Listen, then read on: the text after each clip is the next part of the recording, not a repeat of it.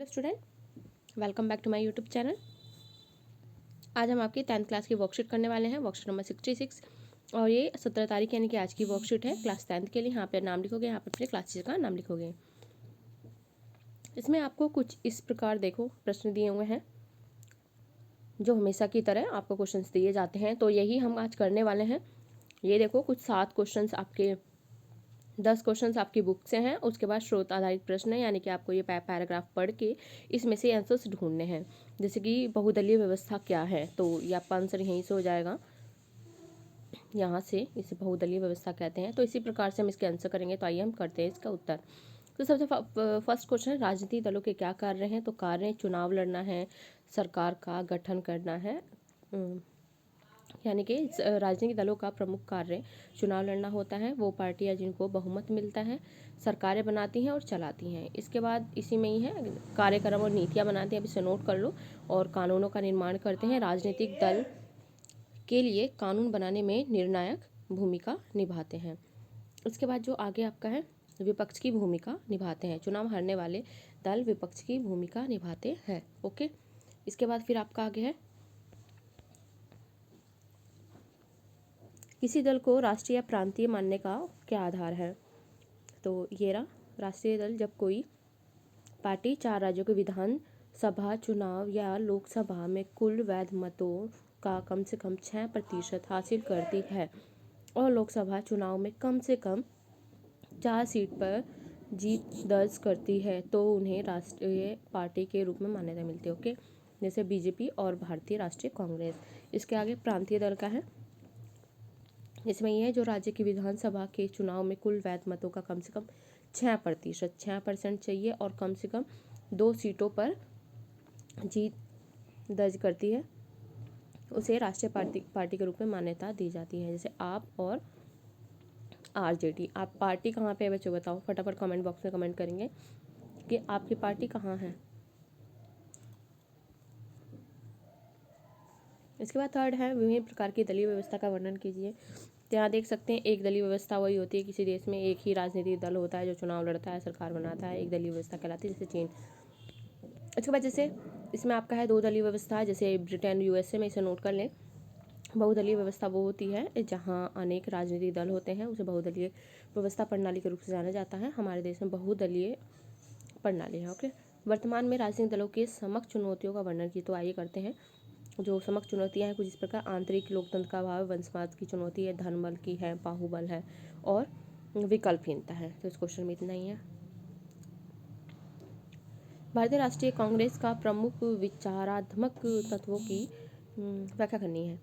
तो ये देखो 1885 में इसकी वो हुई थी स्थापना, और धर्मनिरपेक्षता में विश्वास रखती है, आर्थिक सुधारों की पक्षधर है। भारतीय राष्ट्रीय कांग्रेस अल्पसंख्यक वर्ग के हितों की रक्षक मानी जाती है। और 5वां यह दल लोकतांत्रिक मूल्यों और तथा गांधीवादी विचार से भी आस्था रखता है। ओके, तो आपका क्वेश्चन नंबर 5 यहाँ पे ये कंप्लीट होता है। उसके बाद आगे चलते हैं क्वेश्चन नंबर 6।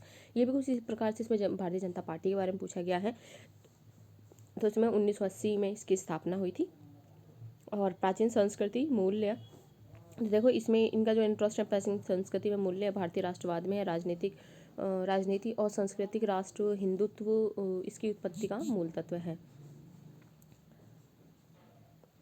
ओके, पार्टी राज्यों को क्षेत्रीय राजनीतिक स्तर पर विशेष दर्जा देने के खिलाफ है, और यह सभी धर्म के लिए समान नागरिक संहिता बनाने और धर्मांतरण पर रोक लगाने में के पक्ष में होती है, यानी कि कोई भी अपना धर्म परिवर्तन नहीं कर सकता है। उसका क्वेश्चन नंबर 7 है, गठबंधन सरकार से आप क्या समझते हैं?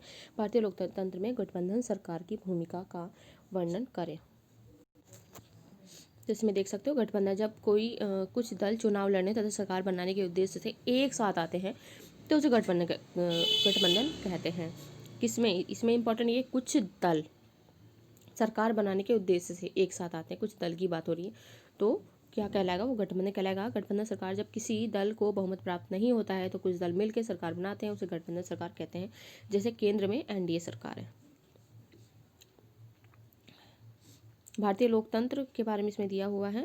भारतीय लोकतंत्र गठबंधन सरकार की भूमिका महत्वपूर्ण रही है। भारत में बहुदलीय प्रणाली कई राज्यों में प्रांतीय दल भी मजबूत स्थिति में है। इस कारण कई बार राज्य तथा केंद्र में गठबंधन सरकार का गठन होता है। इससे न केवल सत्ता की साझेदारी होती है बल्कि लोकतंत्र भी मजबूत होता है। इसके बाद क्वेश्चन नंबर 8 है प्रांतीय दल। इसे आप देख के इसे लिख सकते हैं। प्रांतीय दल से आप क्या समझते हैं और किस दल को प्रांतीय दल का दर्जा कब मिला है? तो जिन राजनीतिक दलों का प्रभाव किसी एक या दो राज्य में होता है उसे प्रांतीय दल कहते हैं, यानी कि इसमें दो राज्यों में होगा। अकाली दल, आरजेडी, जेडी और जेडीयू। इसमें है जब कोई पार्टी किसी राज्य या विधानसभा के चुनाव में कुल वैध मतों का कम से कम 6% प्राप्त करती है और कम से कम 6 सीटों पर जीत दर्ज करती है, उसे राष्ट्र पार्टी के रूप में मान्यता दी जाती है, जैसे आप, आरजेडी आदि।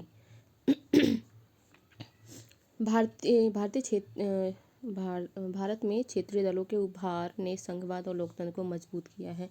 क्या आप इस कथन से सहमत हैं? व्याख्या कीजिए। यह कथन सही है कि भारत में क्षेत्रीय दलों ने संघवाद और लोकतंत्र को मजबूत किया है। प्रांतीय दलों की मजबूती से गठबंधन की राजनीति की शुरुआत हुई है। इससे विभिन्न विचारधाराओं तथा प्रांतों को केंद्रीय सरकार में भागीदारी करने का मौका मिलता है। इससे देश के एक समान विकास में मदद मिलती है। क्वेश्चन नंबर 10 है, लास्ट क्वेश्चन है ये, लेकिन इसके बाद अनुच्छेद वाला क्वेश्चन रहता है। तमिलनाडु में दो प्रांतीय दल के नाम बताने हैं। चुनाव चिन्ह लिखना है डीएमके और AIA डीएमके, यानी कि इसकी दो पत्तियां और इसमें उगता हुआ सूरज। अंतर यही है, इसमें AIA है तो इसकी दो पत्तियां और इसमें ओनली डीएमके ही है तो इसमें उगता हुआ सूरज। इसके बाद अनुच्छेद आधारित जो प्रश्न है इसमें है बहुदलीय व्यवस्था क्या होती है, तो आप ये पूरा लिख लें, मैं इसमें पहले आपको बता चुकी हूँ। उसके बाद जो अगला आपका क्वेश्चन है गठबंधन सरकार से आप क्या समझते हैं, ये ऑलरेडी आपको कराया जा चुका है, तो बट आपको लिखना जरूरी है। उसके बाद थर्ड क्वेश्चन है क्या चीन में बहुदलीय व्यवस्था है, तो नहीं, चीन में बहुदलीय व्यवस्था नहीं, एक ही दलीय व्यवस्था है। हर साल वही वहाँ चुनाव लड़ती है, वही जीतती है। उद्योग में इस सार को अपने लैंग्वेज में लिखना है। तो जहाँ पर दो से अधिक राजनीतिक दल हों और उनके सरकार बनाने की संभावना हो उसे बहुदलीय व्यवस्था कहा जाता है। जब यह दो से अधिक दल मिलकर चुनाव लड़ते हैं तथा मिलकर सरकार बनाते हैं तो उसे गठबंधन सरकार कहा जाता है, जैसे ADA, UPA आदि। गठबंधन सरकार राजनीतिक स्थिरता को बढ़ावा देती है पर साथ ही साथ विभिन्न विचारधाराओं में सत्ता की साझेदारी भी होती है। तो बच्चों इसके होते हैं आज के आप क्वेश्चन कंप्लीट। एक बार और मैं आपको बता देती हूँ, टोटल हमने आज इसमें 10 प्रश्न किए हैं आपकी वर्कशीट नंबर 66 के। तो साथ के साथ क्वेश्चन आंसर दोनों आपको कराए गए हैं। क्वेश्चन नंबर फर्स्ट, चाहो तो आप इसे पोस्ट करके लिख सकते हो, फर्स्ट ही चल रहा है बच्चों ये। उसके बाद हमने किया है क्वेश्चन नंबर सेकंड, ये पूरा कंप्लीट किया है। इसके बाद ये भी सेकंड ही है आपका और ये थर्ड है पूरा, इतना ये क्वेश्चन आपका। और ये आगे के इसके पॉइंट हैं बाकी के दो, एकदलीय, बहुदलीय, एक दलीय, द्विदलीय और बहुदलीय। ध्यान रखना एक दल में एक ही राज होगा चीन, दो दल में दो प्रधान दल होंगे यानी कि ब्रिटेन और USA। बहुत सिंपल एग्जांपल है, हमने पहले वर्कशीट जब स्टार्टिंग में आई थी तब भी हमने किया था। और बहुदलीय में जहां अनेक राजनीतिक दल होते हैं, ओके, तो कहाँ पे, हमारे भारत जैसे देश में, भारत देश में आपको एग्जाम्पल देखने को मिल जाएंगे। जो चुनौतियाँ यही हैं हमारे सामने, क्योंकि वंशवाद भी इसमें चलता रहता है जो कि कांग्रेस में बहुत ज़्यादा था।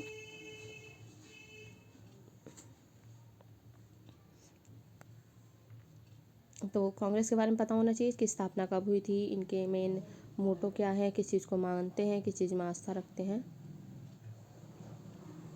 भारतीय जनता पार्टी के प्रमुख विचारात्मक तत्वों की व्याख्या कीजिए। तो ये है सारी इसकी विचारधारा और कब स्थापना हुई थी, पूरी डिटेल है। इसके बाद 7, ये भी बहुत इंपॉर्टेंट क्वेश्चन है, ये भी पूछा जाता है।